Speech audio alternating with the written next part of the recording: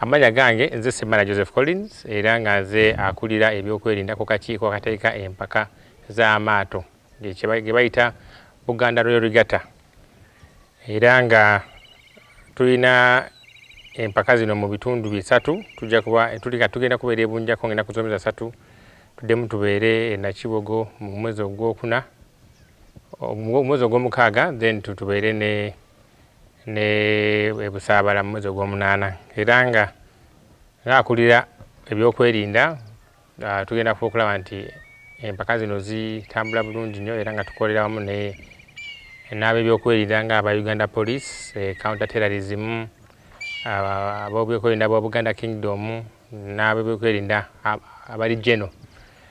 So twebaza enteekateeka era nga twebaza Obwakabaka okulaba nti bafudde nnyo okulaba nti ebyenzanyo bitutubuka, era nga tulowooza nti abantu okunyumirwa amaato gano walina okuba nga waliwo okwerinda okulungi ennyo okw'amaanyi okulaba nti tobaawo nsasage nayo ebeerawo ku mukolo ng'ogwo, era nga tusuubira nti bwe tunaba tutaddewo embeera bwetyo tujja kuba tusobola okunyumirwa amaato gano, era n'abantu baffe aganyumirwa baganyumirwe bulungi. Kati ng'akulira ebyokwerinda ku maato gano waliwo ebitunga 3 oba 4. Ekisooka okulaba nti abazze abayingira bonna balongoofu bulungi, tebalina kintu kyonna kiyinza kuleeta buzibu bwonna ku bantu abazze kulaba omuzannyo guno.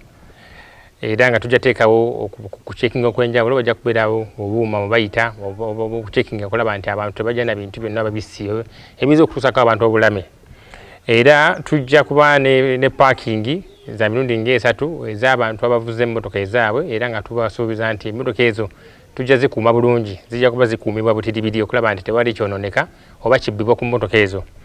Era mu byokwerinda era tujja kuba nga tuteekawo abantu abakuumi ab'enjawulo, ng'abantu abo bajja kuba nga bambadde engoye eza bulijjo nga tusobola kumanya nti wa security, era bwe bumanyi nti ojja kujja eno onyakula akasimu k'omuntu weegendeze kuba nti ojja kuba tokukwata.